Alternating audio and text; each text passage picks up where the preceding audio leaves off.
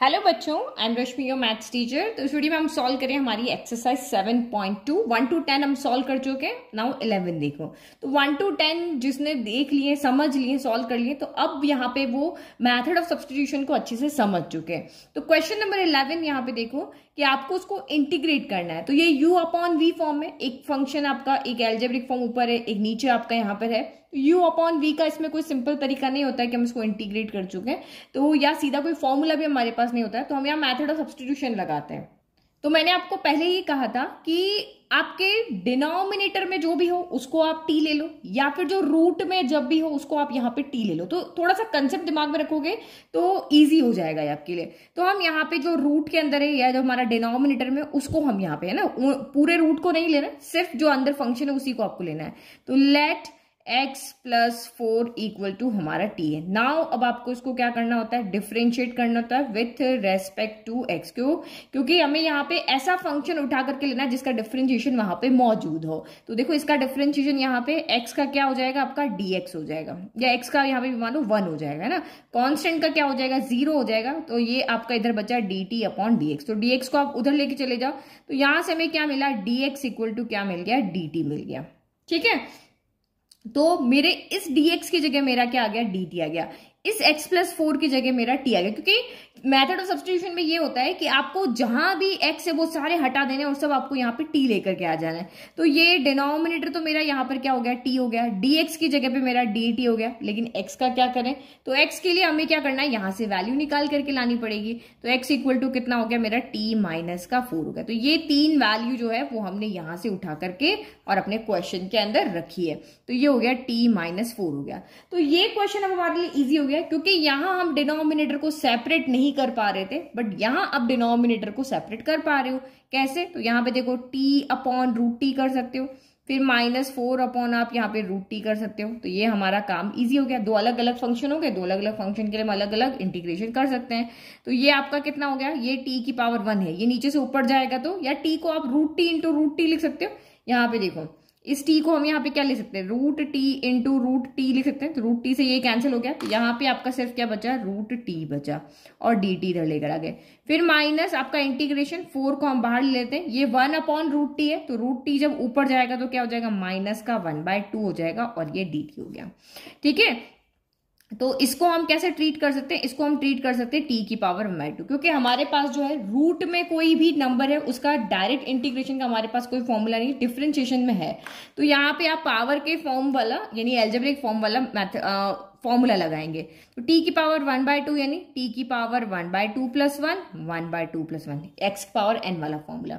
फिर माइनस, फिर यहाँ भी ये होगा t की पावर माइनस 1/2 प्लस 1, और ये भी आपका माइनस 1/2 प्लस 1, और ये आपका c वो जो भी कांस्टेंट यहाँ आने वाला है वो है। तो 1/2 प्लस 1 कितना होता है, 3/2 होता है। तो उल्टा कर दो, 2/3 t की पावर 3/2।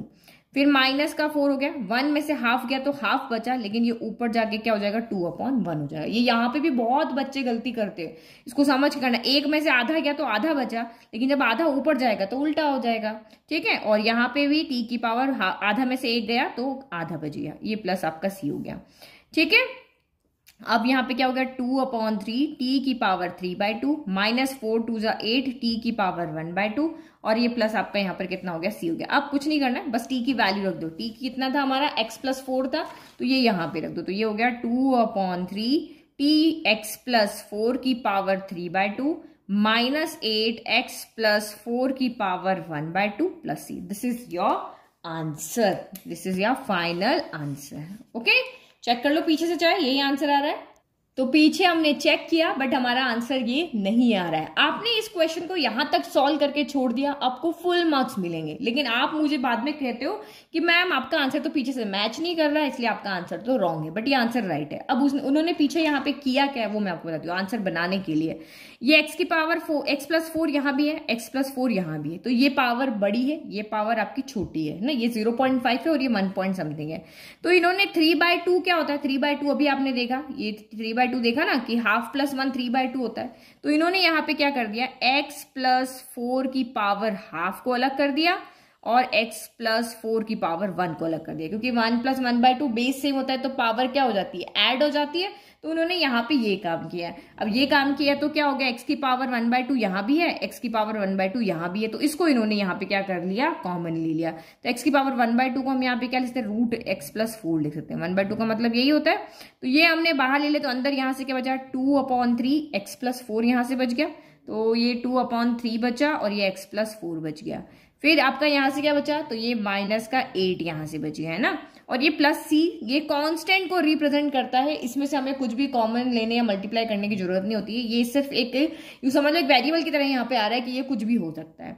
फिर इन्होंने आगे क्या किया, इसको सॉल्व कर दिया। ये x प्लस 4 है आपका, सॉल्व करो तो 2/3 x के पास जाएगा तो 2/3 x हो गया।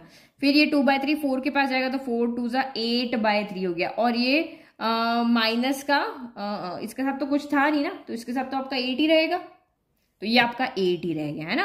अब आप इसको एलसीएम लो आगे, ये पूरा का पूरा इसके नीचे कुछ नहीं, तो एलसीएम लो, इसको सॉल्व करो और ये प्लस सी आपका एज इट इज है। तो ये अंडर रूट x प्लस 4 हो गया और यहाँ एलसीएम कितना आ गया, 3 आ गया। तो यहाँ पे तो चलो ठीक है 2x है, यहाँ भी डिनोमिनेटर 3 है तो चलो 8 है, और यहाँ 1 है तो 3 की टेबल में 1 कितनी बार आता है, 3 टाइम, तो 8 3 जा 24 हो गया और ये प्लस सी हो गया। फिर आगे करो, under root of x plus 4 हो गया, 28 प्लस 4 कितना हो गया आपका, 32 हो गया। ठीक है, अच्छा एक टर्म और रह जाएगी। फिर 2x प्लस कितना हो गया यहाँ पे, 2x प्लस 32/3 प्लस आपका c हो गया। अब है ना, आप यहाँ पे क्या करोगे, न्यूमरेटर से आप यहाँ पे क्या करोगे, कॉमन लोगे। न्यूमरेटर से क्या कॉमन आएगा आपका, यहाँ पर न्यूमरेटर से आपका 2 कॉमन आ जाएगा। ठीक है, एक सेकंड कुछ गलत, हाँ यस, यहाँ माइनस था ना, यहाँ माइनस आएगा, तो ये 32 नहीं होगा, ये 2x माइनस 16 होगा, है ना। माइनस 24 में से 8 गया तो 16 बच गया। ऊपर से आप 2 कॉमन ले लो बस, और आपका पीछे वाला आंसर हो गया। मैं यहाँ के बाद आंसर को इधर लिख लेती हूँ, है ना। तो ये आपका क्या हो गया, under root of x plus 4 हो गया। फिर आपने 1/3 यहाँ पर है तो उसको मैंने 1/3 कर दिया। फिर आपने यहाँ से 2 कॉमन लिया तो ये x माइनस 8 हो गया और ये प्लस 6, तो इस 2 को भी बाहर लिख लो। तो ये 2/3 रूट x प्लस 4 हो गया, x माइनस 8 हो गया और ये प्लस का c हो गया। ये आपका पीछे आंसर दिया हुआ है। तो पीछे से आंसर मिलाना है तो यहां तक आप लेकर के जाओ, और पीछे से आंसर नहीं मिलाना है तो आपका यहां तक भी आंसर राइट है। चलो 12th क्वेश्चन देखते हैं। तो 12th क्वेश्चन में हमें इसको क्या करना है, वही इंटीग्रेट करना है। तो किसको लेट करें, क्योंकि एक फंक्शन ये रहा है, एक ये रहा u इंटू वी है, पावर 1/3 कैसे होगा। तो मैंने कहा था जिसके ऊपर भी पावर होती है, ये 1/3 है। रूट को तो हम ऐसे लिख सकते हैं, लेकिन 1/3 को हम ऐसे करके लिखते हैं ना। तो ये आपका रूट के अंदर है, तो इसको हम लेट करेंगे। तो लेट x क्यूब माइनस 1, क्योंकि ये हमारे क्वेश्चन को कॉम्प्लिकेट कर रहा है, तो इसीलिए इसको हम यहाँ पे क्या लेट करेंगे, t लेट करेंगे। नाउ अब आप यहाँ पे क्या करोगे, डिफरेंशिएट करोगे विथ रेस्पेक्ट टू x। तो 3x क्यूब का क्या हो जाएगा, 3x स्क्वायर हो जाएगा, 1 का हो जाएगा 0 और ये dt बाय dx हो जाएगा। तो dx को हम उधर ले जाते हैं, तो ये आपका 3x square dx equal to क्या हो जाएगा, dt हो जाएगा। अब देखो यहां से हमें देखना है कि x स्क्वायर dx यहाँ पे है, तो यस है। क्यों, क्योंकि देखो इस x पावर 5 को हम यहाँ पे क्या लिख सकते हैं, x power 2 into x power 3 ऐसा लिख सकते हैं। तो ये x स्क्वायर dx मुझे यहाँ पे मिल रहा है। हमें थोड़ा सा क्वेश्चन को कभी कभी चेंज भी करना पड़ेगा। तो x स्क्वायर dx मुझे यहाँ पे dt मिल रहा है, तो मैं 3 को इधर भेज देती हूँ। ठीक है, तो x square dx equal to, हमें क्वेश्चन को देख करके समझना पड़ेगा कि कौन इधर से इधर जाएगा। तो ये मेरी एक वैल्यू हो गई जो मुझे पुट करनी, ये मेरी एक वैल्यू हो गई। नाउ अब यहाँ पे देखो क्वेश्चन को देखते हैं, इंटीग्रेशन x क्यूब माइनस 1 कितना है, तो t है, तो t की पावर 1/3 हो गया। फिर x स्क्वायर dx कितना है, तो ये आपका dt/3 है, तो मैंने 1/3 यहां रख दिया और dt यहां रख दिया। अभी कौन बच गया, मेरा x क्यूब बच गया, क्योंकि ये तो मेरा उसमें चला गया, ये वाला तो मेरा चला गया ना, उसमें x क्यूब बच गया। अब ये x क्यूब कितना हो जाएगा, तो यहां से लिखो, क्योंकि हमारा काम क्या है, सारे हमारा जो क्वेश्चन दिया उसको t में चेंज करना है। तो यहां से आपका x क्यूब कितना आ गया, t+1 आ गया, तो ये भी हमने यहां पर पुट कर दिया। ठीक है, तो ये t की पावर 1/3 हो गया और ये आपका यहाँ पर t+1 हो गया। इजी, तो इस तरह से हम सोचेंगे। ठीक है, आप इसको सॉल्व कर दें तो 1/3, अभी भी हमें u इंटू वी सॉल्व करना नहीं आता, तो हम t पावर 1/3 को अंदर ले जाते थे। तो t पावर 1/3 पहले t से मल्टीप्लाई होगा, फिर t पावर 1/3 आपका इससे मल्टीप्लाई होगा। तो अब ये हमारे पास क्या हो गया, दो अलग अलग फंक्शन हो गए। तो ये 1/3 रख लेते हैं, इनकी पावर को ऐड कर देते हैं। तो ये टी की पावर 1/3 प्लस 1 हो जाएगी, 1/3 प्लस 1 और ये dt हो गया। और ये 1/3 दोनों के साथ था ना, तो मैं 1/3 को इधर गिरा दिया, फिर आप यहाँ पे ब्रैकेट बना दो भाई, ये दोनों के साथ है। तो इंटीग्रेशन ऑफ टी की पावर 1/3 dt हो गया। चलो अब इसको और सॉल्व करें, तो ये 1/3 ब्रैकेट इंटीग्रेशन ऑफ टी की पावर क्या है 1/3 प्लस 1, तो 3 प्लस 1 क्या हो जाएगा 4। तो ये आपका कितना हो गया यहाँ पर 4/3 हो गया। इसका हमें डिफरेंशिएशन करना है और यहाँ सॉरी इंटीग्रेशन करना है और यहाँ पे इसका करना है। चलो अब हम इंटीग्रेशन करते हैं क्योंकि अब हमारे पूरे सॉल्व हो चुके हैं। तो ये 1/3 वही formula algebraic form x power n वाला, तो ये आपका कितना हो जाएगा t की पावर 4/3 प्लस 1 और यहाँ पर भी 4/3 प्लस 1 हो गया। फिर यहाँ पे क्या होगा t की पावर 1/3 प्लस 1 और ये भी आपका 1/3 प्लस 1 हो गया। और इंटीग्रेशन करते ही आप वहां पे c लिख दो। तो देखो ये आपका 1/3 पूरा का पूरा बाहर है, 4/3 प्लस 1, तो 3 प्लस 1 कितना हो जाता है 3, यहाँ पे मल्टीप्लाई हो जाएगा ना, तो 4 प्लस 3 कितना होगा 7, तो नीचे 7/3 होगा, बट हम इसको उल्टा कर देंगे तो ये 3/7 हो जाएगा और ये t की पावर 7/3। इसको सॉल्व करोगे ये तो पावर बन गया, इसको सॉल्व किया तो 3/7 आया, 3/7 डिनोमिनेटर का उल्टा हो जाता है।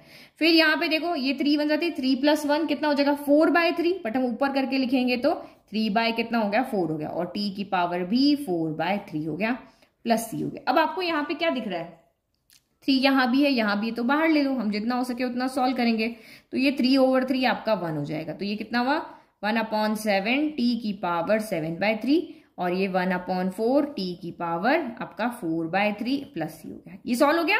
बस अब आप यहाँ t की वैल्यू दो, t की वैल्यू कितनी है x³ माइनस 1 है, तो करो ये 3 से 3 कैंसिल हो गया 1। अब ब्रैकेट का काम ही नहीं है, ब्रैकेट क्यों काम नहीं है क्योंकि अब हमारे पास बाहर कुछ है ही नहीं जो दोनों से मल्टीप्लाई हो। तो ये 1/7 हो गया x³ माइनस 1 की पावर 7/3, फिर आपका प्लस 1/4 ये भी हो गया x³ माइनस 1 की पावर 4/3 और ये प्लस c। ये आपका फाइनल आंसर। अब चाहे आप पीछे देख लो यही आंसर है ना, यहाँ पे कोई कॉमन मोमन नहीं लिया हुआ है। बाकी आप यहाँ चाहो तो यहाँ पे भी हम उस तरह से कॉमन लेके काम कर सकते थे, क्योंकि देखो ये जो है आपका ये 4 नहीं हमारे पास 7/3 है ना, तो ये देखो ये यहाँ पे 4/3 प्लस 1 है, 1/3 प्लस 1 है। हम चाहे तो यहाँ पे भी कॉमन ले सकते हैं, है ना, बट आगे उसने कोई माथा पच्ची नहीं की, यहाँ तक आंसर आपको दे दिया है। नाउ क्वेश्चन नंबर देखो 13, तो x² अपॉन 2 प्लस 3x³ का होल स्क्वायर। तो अब आप यहाँ पे क्या करोगे, अगर आप मेथड ऑफ यहाँ पे सब्स्टिट्यूशन लगा रहे हो तो ज्यादा दिमाग लगाए बिना सोच लो कि जो डिनोमिनेटर में है और जिसकी पावर है उसी को आपको यहाँ पे t लेना है। कोई भी सिंपल टर्म होगी उसको हम t नहीं लेते, हम कॉम्प्लिकेशन को कम करने के लिए किसी कॉम्प्लिकेट टर्म को ही वहां पे t मानते हैं। तो बस ये चीज दिमाग में रख ली तो आधा काम वैसे भी सोचना, मतलब f(x) निकालो फिर f'(x) निकालो, वो काम आपका छूट जाएगा। तो यहाँ पे करो let 2 plus 3x³ equal to आपका t है। नाउ इसको आप क्या करोगे डिफरेंशिएट करोगे, तो 2 का तो हो जाएगा 0, x³ का कितना होगा 3x² होगा, तो 3 3 जा 9x² equal to dt bye कितना आ गया dx आ गया। तो ये आपका हमें dx की इधर चाहिए, तो 9x² dx equal to dt हो गया।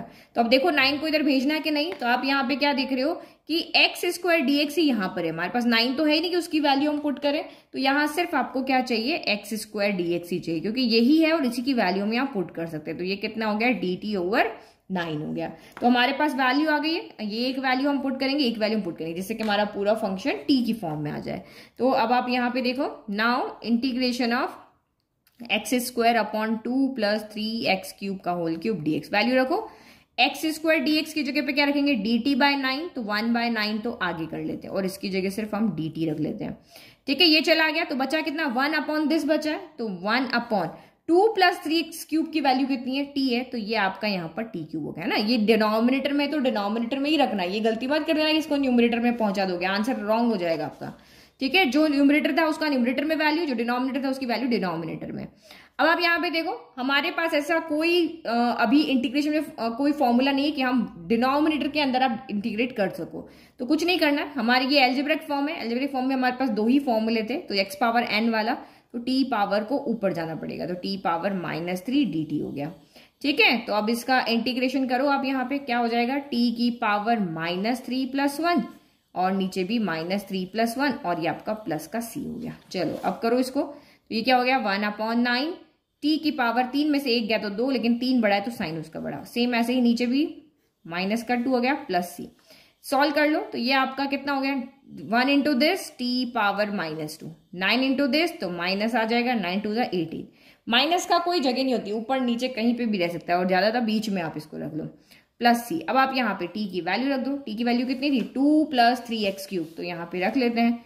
तो ये रखा 2 + 3x³ की पावर -2। तो हम -2 पावर लगा के इस तरह से नहीं छोड़ते हैं ना, इसको भी हम क्या ले जाते हैं, नीचे ले जाते हैं। तो माइनस का नीचे जाएगा तो ये नहीं कि ऊपर कुछ नहीं बचेगा, ऊपर 1 बचेगा, मानते हैं इस तरह से मल्टीप्लाई में। तो ये नीचे आ गया तो कितना हो गया 18, 2 + 3x³ की पावर 2 प्लस आपका सी। ये आपका यहाँ पर क्या हो गया, फाइनल आंसर हो गया। इजी। Now question number 14। तो ये भी हम इजीली फॉर्मूले से नहीं सॉल्व कर सकते, क्योंकि नीचे आपके पास दो है, एक अलजेब्रिक फंक्शन है, एक लॉगरिथमिक फंक्शन है। अब आप सोचो किसको मानोगे, कौन है जो यहाँ हमारे क्वेश्चन को कॉम्प्लिकेट कर रहा है। ऑब्वियसली ये log x कर रहा है, इसकी पावर यहाँ पे पावर है ना, बस मान लो इसी को, क्योंकि आपको पता है log x का डिफरेंशिएशन क्या होता है, 1/x होता है, और 1/x यहाँ पर है। तो यहाँ पे करो let log x equal to आपका यहाँ पर कितना हमने t मान लिया ना, पूरा नहीं मानेंगे, ये पावर को तो हमें आता है सॉल्व करना, ठीक है। तो log x को आप यहाँ पे क्या मानोगे, t मानोगे। तो नाउ डिफरेंशिएट करो, तो डिफरेंशिएट किया तो ये क्या हो गया, 1/x हो गया, log x का 1/x, और dt/dx हो गया। dx को उधर लेके चले जाओ, तो ये आपका कितना हो गया, अच्छा हमने यहाँ dx नहीं लगाया, तो 1/x dx इक्वल टू आपका यहाँ पर क्या हो गया, dt हो गया, ठीक है। ये हमने यहाँ पे रख दिया। तो देखो इस क्वेश्चन को अब आप यहाँ पे कैसे लिख सकते हो, इसको हम ऐसे लिख सकते हैं, 1/log x की पावर m को अलग कर दिया, इंटू 1/x dx अलग कर लिया, ऐसे कर सकते हैं। तो देखो यहाँ पे इसकी वैल्यू कितनी है, इसकी वैल्यू dt है, और यहाँ पे log x की वैल्यू कितनी है, t है। तो ये आप 1/t पावर m हो गया, और ये आपका dt हो गया, है ना। तो इजी काम हमारा यहाँ पे हो गया।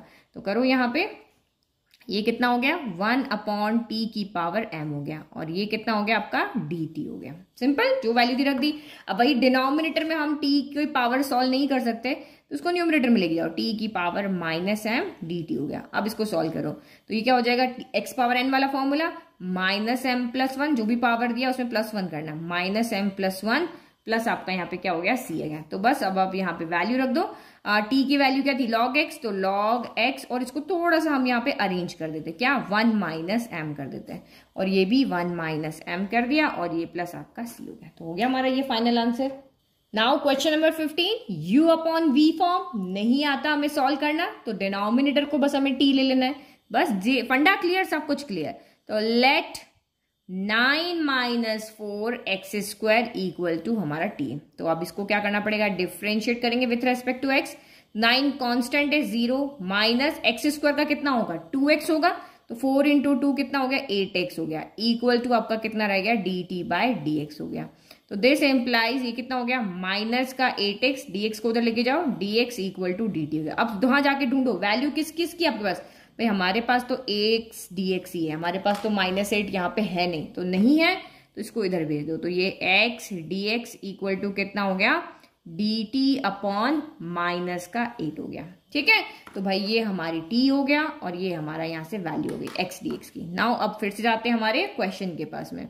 तो यहाँ पे ऐसे लिखो 1/9 - 4x² को अलग कर दिया, और x dx को अलग कर दिया, ताकि वैल्यू पुट करने में इजी रहे। 9 - 4x² कितना है, t है, तो ये आपका कितना हो गया, 1/t हो गया, और x dx की जगह क्या रखना है, तो माइनस का, इसको ऐसे भी लिख सकते हो ना, माइनस का 1/8 dt लिख सकते हो, ऐसे लिख सकते हैं। तो ये माइनस का 1/8 हम आगे लेकर आ गए, यहाँ पे आपका क्या हो गया, dt हो गया, ठीक है।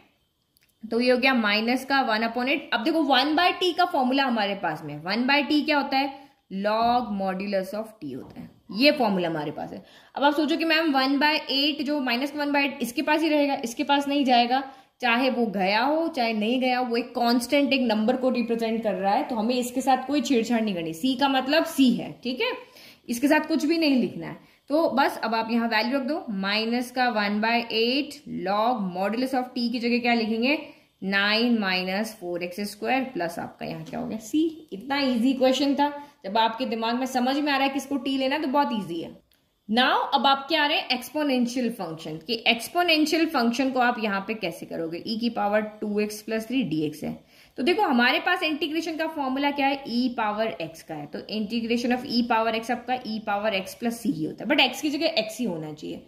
जो आपका ये आगे है उसका क्या करना है, तो ये हम सिंपल जो हमारा फॉर्मूले थे उससे कर सकते हैं कि जो भी यहाँ पे होता है उसका डिफरेंशिएशन करके आप उसको क्या कर दो, यहाँ पे डिवाइड कर दो। ये काम हम करते हैं ना, तो वो ये वाला क्वेश्चन आप सिंपल 7.1 वाले मेथड से भी कर सकते हो, और चाहो तो आप इसको दूसरे मेथड यानी कि मेथड ऑफ सब्स्टिट्यूशन से भी कर सकते हो। अब सिंपल मेथड से करना है तो आपका यहाँ पे कैसे होगा भाई, आपको इसको इंटीग्रेट करना है तो e पावर x का क्या होता है, e पावर x होता है, तो e पावर 2x प्लस 3 हो गया। और अब आप यहाँ पे d by D x of क्या कर दो, 2x प्लस 3 कर दो, तो d by D x of 2x plus 3 क्या होता है, 2 आएगा, क्योंकि ये तो 0 हो जाएगा, d बाई डी एक्स 1 होता है, तो इसका डिवाइड कर दो 2 और ये आपका c हो गया। तो ये हमारा डायरेक्ट आंसर हो गया। लेकिन ये वाला मेथड तभी अप्लाई कर सकते हो जब ये इक्वेशन जो है वो लीनियर होनी चाहिए, इसकी जो यहाँ पे पावर है वो क्या होनी चाहिए, लीनियर होनी चाहिए। अगर ज्यादा होगी यहाँ पे, मान लो अगर ये 2x स्क्वायर प्लस 3 होता तो अब ये मेथड अप्लाई नहीं कर सकते, तब ये वेरिएबल में डिफरेंशिएशन में आपका कांस्टेंट हो रहा है, तब आप यहाँ मेथड ये अप्लाई कर सकते हो। अब देखो, अब इसी को आपको, ये तो आपका सिंपल हो गया, मेथड 1 लिख लेते हैं, ठीक है। और अब इसका मेथड 2 करते हैं, जो कि हमारा क्या है, मेथड ऑफ सब्स्टिट्यूशन है। तो मेथड ऑफ सब्स्टिट्यूशन में आप यहाँ क्या करोगे, e की पावर में जो कुछ भी है ना उसको t मान लो बस, ठीक है। तो यहाँ पे हर क्वेश्चन के लिए हर टाइप आइलेट 4-5 तरह के हमारे पास फंक्शन है, सबके लिए अलग अलग मेथड है। तो यहाँ पावर में जो भी होगा उसको मानो, तो लिखो लेट 2x प्लस 3 है वो हमारा यहाँ पे t है, डिफ्रेंशिएट करो आप इसको, तो 2 इक्वल टू dt बाय क्या हो जाएगा, dx हो जाएगा, क्योंकि 2 ही बचेगा, अभी करके बताया था यहाँ पे। अब यहां से क्या हो गया, हमें यहाँ 2 हो गया और dx को हम इधर रखते हैं, dx इक्वल टू डी, क्योंकि हमें dt की वैल्यू रखनी है। बट यहाँ पे तो 2 कहीं पर भी नहीं है, 2 है ही नहीं ना क्वेश्चन के अंदर, तो 2 को इधर भेज दो, तो जिसकी वैल्यू में मिलेगी हम वही रखेंगे, तो dt बाय 2 हो गया। तो यहाँ dx की वैल्यू मिल गई, यहाँ t हमें मिल गया। अब आप यहाँ पे फिर से क्वेश्चन के पास जाओ, e की पावर 2x प्लस 3 dx हो गया, तो रखो वैल्यू, e की पावर 2x प्लस 3 कितना है, dt, और dx की जगह क्या है 1/2 dt, तो 1/2 इधर ले लेते हैं, और ये dt हो गया। तो इसका इंटीग्रेशन जब आप करोगे तो क्या आएगा, e power t plus c आ जाएगा, तो ये हो गया आपका 1/2, e पावर t कितना है, तो t आपका 2x प्लस 3 है प्लस c है।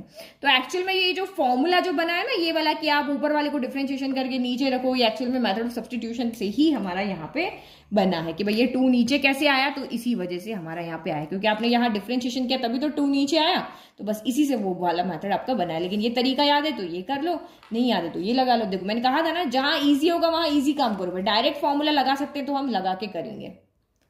नेक्स्ट क्वेश्चन 17, x अपॉन ई की power x square, exponential function है, एल्जेब्रिक फंक्शन है, u अपॉन v है, क्या करेंगे, तो आपको पहले से पता है कि जो e की पावर में है उसको हमें लेट करना है यहाँ पे, तो क्या करेंगे, लेट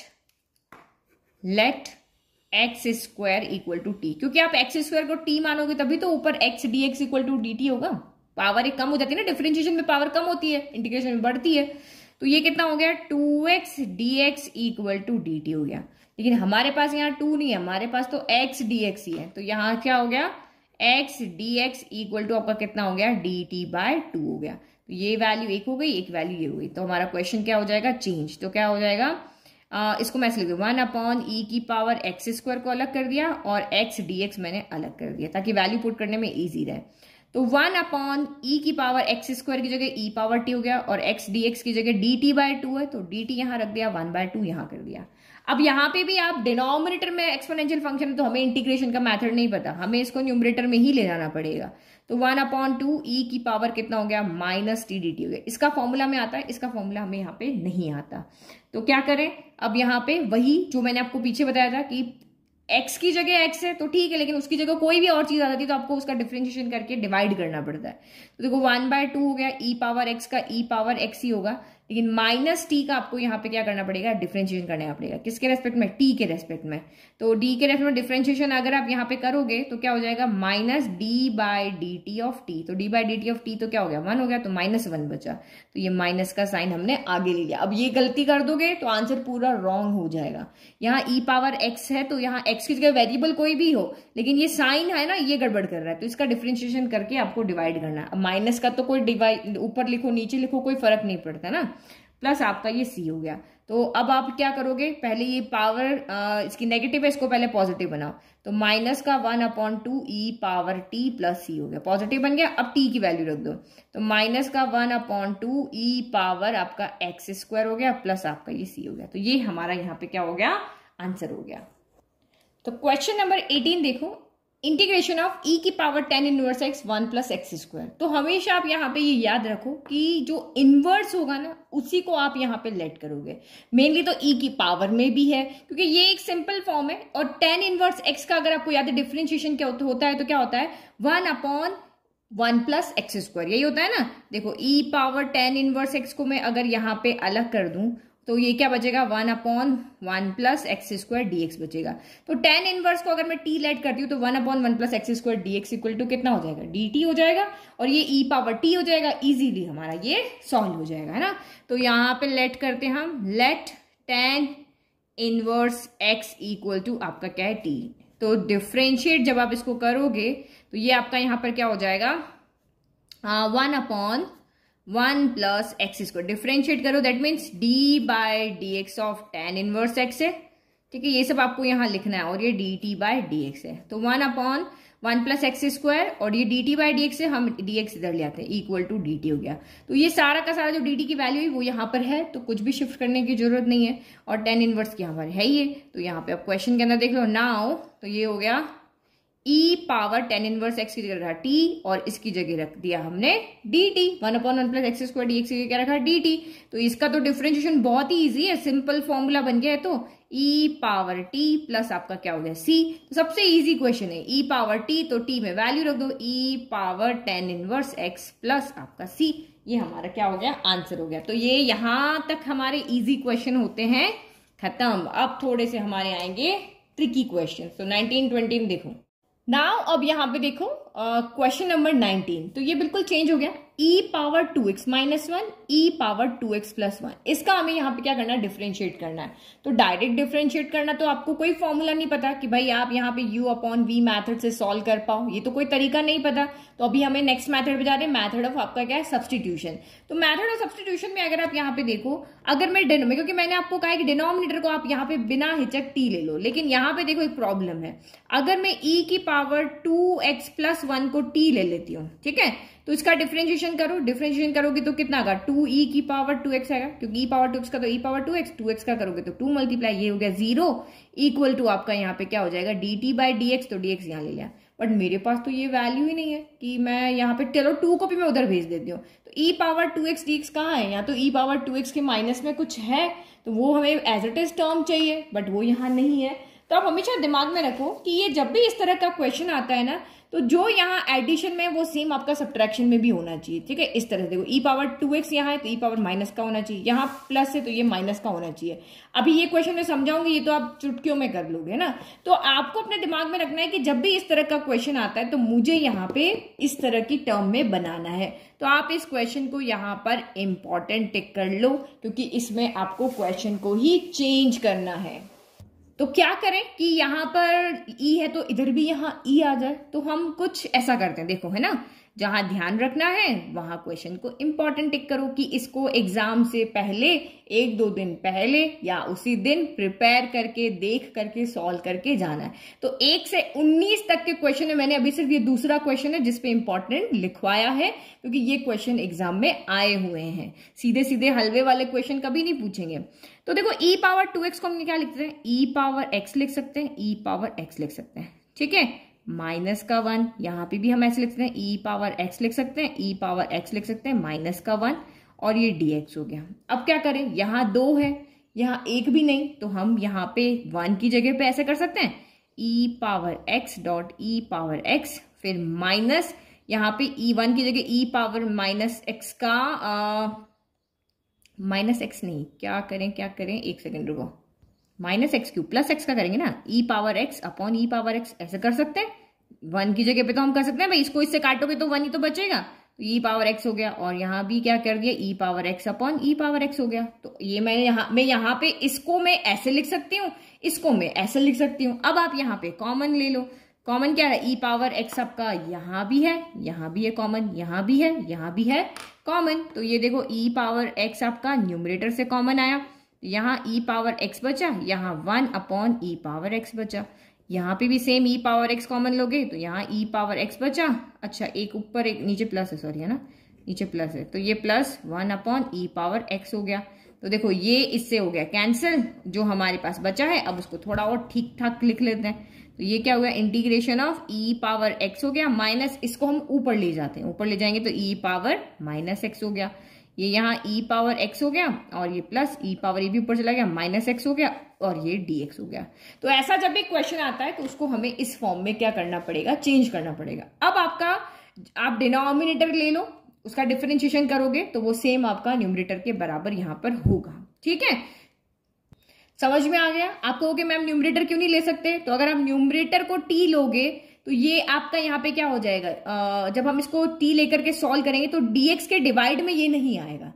आपके दिमाग में चीज आती है, बहुत अच्छी बात है कि आपको डाउट आते हैं। अगर मैं इसको t ले लेती हूँ तो मैं इसको सॉल्व करूंगी तो क्या आएगा, e पावर x का e पावर x ही हो जाएगा, e पावर माइनस x का e पावर माइनस x, बीच में प्लस हो जाएगा क्योंकि इसका माइनस आएगा।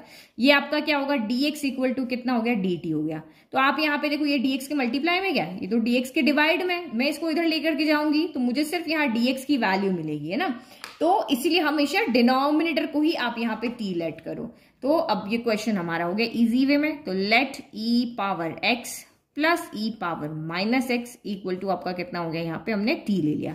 डिफरेंशिएट करो इसको, तो differentiating with respect to x, e power x का e पावर x ही रहेगा, e पावर माइनस एक्स का माइनस एक्स ही रहेगा, बट माइनस एक्स का जब हम डिफरेंशिएशन करेंगे तो माइनस आगे आ जाएगा, -1 आएगा तो प्लस माइनस माइनस हो गया, ये हो गया। और ये dt बाई dx आएगा तो मैं dx यहां कर देती हूँ और ये dt कर देती हूँ। तो देखो इसकी वैल्यू मेरे पास एज इट इज, ये भी न्यूमरेटर में है और ये भी न्यूमरेटर में, इसकी वैल्यू हमारी dt हो गई और इसकी वैल्यू हमारी t हो गई। तो अब आपका क्वेश्चन यहाँ पर क्या चेंज हो गया, इंटीग्रेशन ऑफ, ये आपका यहाँ पर हो गया है ये 1/t और ये पूरा यहाँ पर हो गया है dt। करो अब इसका इंटीग्रेशन क्या होता है, 1/t का तो आपको पता ही है, log modulus of t plus आपका c हो गया। तो log t की जगह वैल्यू रख दो, log t की जगह हमने क्या लिया था, e power x plus e power minus x plus c. अब देखो पीछे जो आंसर है ना उसमें मॉड्यूलस नहीं लगा है, तो आपको पता है एक्सपोनेंशियल फंक्शन जो होते हैं वो पॉजिटिव होते हैं, क्योंकि e कहां से कहां होता है, 2 से 3 के बिटवीन में होता है ना। तो ये भी पॉजिटिव तो मॉड्यूलस लगाने की जरूरत ही नहीं। जब ये आपको पहले से ही पता है कि ये पॉजिटिव है, मान लो कि x² + 4 हो जाता तो वो पॉजिटिव वैल्यू, मॉड्यूलस लगाओ चाहे मत लगाओ, है ना। तो ये इसीलिए बुक में मार्क करके रख लो कि ये प्रैक्टिस करके जाना है। जो आने वाले क्वेश्चन है ना आपके एग्जाम में, वो मैं आपको पहले से टिक करवा रही हूँ, जो कि एग्जाम में बार बार आए हुए हैं, और इनको छोड़ के मत जाना एग्जाम पे जाने से पहले। अब इतना इजी क्वेश्चन तो देंगे नहीं, जहां कुछ काम होगा वहीं देंगे। अभी ये तो चुटकियों वाला काम है कि डिनोमिनेटर को t ले लो मैम, क्योंकि डिनोमिनेटर को t लेके डिफरेंशिएट करोगे तो न्यूमरेटर एज इट इज आ जाएगा। तो कर लो, let e power 2x plus e power minus 2x equal to, हमने t लिया। नाउ डिफरेंशिएट करोगे तो डिफरेंशिएट करने में भी यहां गलती करोगे, e पावर 2x का डिफरेंशिएशन क्या होगा, 2x होगा, फिर 2x का वापस करोगे तो कितना आएगा, 2 आएगा। तो बहुत सारे बच्चे यहाँ पे 2 लिखना भूल जाएंगे, e पावर x का e पावर x होता है करके छोड़ दिया, ऐसे नहीं करना है, ये करना है। फिर e पावर माइनस 2x का e पावर माइनस 2x होगा, फिर माइनस 2x का करोगे तो कितना आएगा, -2 आएगा। तो यहाँ पे आपका कितना हो जाएगा, माइनस, और ये आपका यहाँ पे 2 आ जाएगा, और equal to dt by dx, तो ये आपका dt बाई dx हो गया। ठीक है, अब जो हमें वैल्यू चाहिए उसमें 2 तो है ही नहीं, तो आप 2 यहां से कॉमन ले लो, तो ये हमने 2 कॉमन ले लिया, माइनस e की पावर माइनस 2x, dx को हमने इधर भेज दिया क्योंकि हमारे पास dx उधर ही है, और अब 2 को इधर भेज दो, तो ये हो गया e की पावर 2x माइनस e की पावर माइनस 2x dx, और ब्रैकेट लगाना, dx दोनों के साथ है, dt बाय 2 हो गया। ठीक है, तो ये हमारा काम हो गया। अब आप वैल्यू को यहाँ पे क्या कर सकते हो, पुट कर सकते हो। तो इंटीग्रेशन ऑफ दिस पूरा whole term numerator, whole numerator is equal to dt by 2, तो 1/2 यहां लिख लिया, ऊपर dt लिख लिया, और डिनोमिनेटर को हमने t लिया है तो ये हमने t ले लिया। तो एक्चुअल में ये आपका जो फंक्शन है वो किस फॉर्म में, 1/2 बाहर है, 1/t है और ये dt है। तो 1/t को हम क्या लिखते हैं, 1/t को हम लिखते हैं log modulus of t plus c। तो अब यहाँ पे t की जगह क्या रखेंगे, जो हमने लेट किया था, log modulus of e power 2x plus e power minus 2x plus c। ये आपका यहाँ पे आंसर हो गया। तो दोनों क्वेश्चन एक दूसरे से इंटर रिलेटेड थे, कि अगर आपको एक समझ में आ गया तो दूसरा तो अपने आप यहाँ पे आ ही गया। तो आई होप आपको 1 to 20 सारे क्वेश्चन समझ में आए। उसमें सिर्फ 2 हैं जिनका आप स्पेशली एग्जाम से पहले ध्यान रखना। नोट्स का लिंक डिस्क्रिप्शन में दिया हुआ है। वीडियो पसंद आया, चैनल को लाइक और चैनल को सब्सक्राइब करना ना भूलिए। Thank you.